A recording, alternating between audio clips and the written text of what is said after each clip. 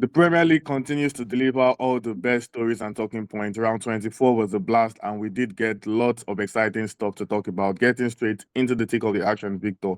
Tottenham produced one of the upsets, in quotes, of the weekend. Given that everyone expected City to win, that result could be classified as an upset. Coming from behind to steal a point against City from 2 goals behind, actually. And this result now means Guardiola's side have won just once in their last 6 Premier League games. That win came against Wolves. Victor, what do you think has gone wrong for Guardiola's side? I genuinely believe a lot of this is connected to how Rodri is simply not the same player as before his ACL injury. Whether he is on the pitch or not, there's just that element of chaos that was simply not there before. They were controlling, they were assured before that. Either he's out because he's injured, or he's in but he's sloppy and the liability for a sending off whenever he's on. So it's a proper shame because he was brilliant before that injury, but I think that's probably the biggest reason why they are doing so poorly right now. Interesting. Max, after losing to 10-man Brentford, is Aston Villa's title challenge starting to falter? I mean, we should all actually agree that we never expected them to be a title contender until the end of the season, especially because they're also participating in the Europa League. And we all know how big of a love Emery feels about this tournament. So I feel like their main goal was never been trying to fight for a title rather than just finish in top 4, top 5 and make UCL spot for the next season. So I'd say the things are not changing. They're most likely going to finish in top 4, top 5 and make somewhere near semi-finals or finals of Europa League. And it has to be a decent result for the club like Aston Villa that used to be in relegation battles for a proper half of this decade at least. So I'd say nothing really changes. Fair point.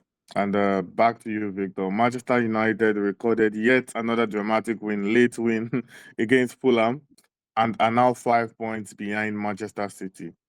Can they realistically start to think about a second place finish, perhaps? So we're just gonna let ourselves get carried away with Carrick Ball completely, right? No, I don't see them finishing second. Let's face it, they were lucky to come away with a win against Fulham. Fulham actually dominated them on Sunday. I don't think there was too much gripe about that. They have United have some approachable fixtures coming up, at least the next 4 before they play Newcastle away and Villa at home. If they keep getting wins along with a draw against Newcastle and maybe they somehow beat Villa, then I'll take them seriously for a top 5 finish to land them in the Champions League. But second place, nah, not for me. Okay, we'll see.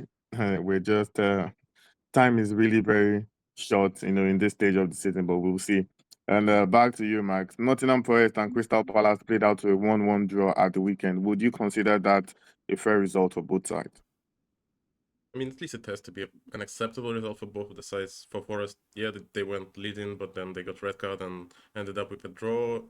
Crystal Palace definitely outshot them, outscored them. They made a lot of moments, but ended up with a draw. But still, it feels like a draw for Crystal Palace at the moment, especially on the road, has to be relied as a good result for them, especially with all the things around the club at the moment. So I'd say it's an acceptable result, but in a full squad, I feel like Nottingham Forest would get 3 points. So I'd say they must be more disappointed than Crystal Palace.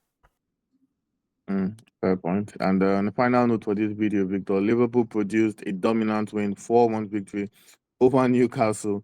Can they build on that result, after returning to winning ways in the Premier League? I mean, it was a better performance than what I expected for them. Honestly, they absolutely dominated Newcastle after going behind. Speaking of which, they did not lose their heads when Newcastle scored. Which, if you look back to 2 months ago, that would have absolutely happened. So this was a very positive thing. It was a good showing overall. As for building on this, I think it will be very tough. They have Man City coming to Anfield next, which I don't think anybody considers an easy game. Then they're going away to Sunderland. Again, that's not an easy one either. Let's face it, I would be very happy to see them pick up 4 points from these games, but I'm also realistic enough to simply not see that happen.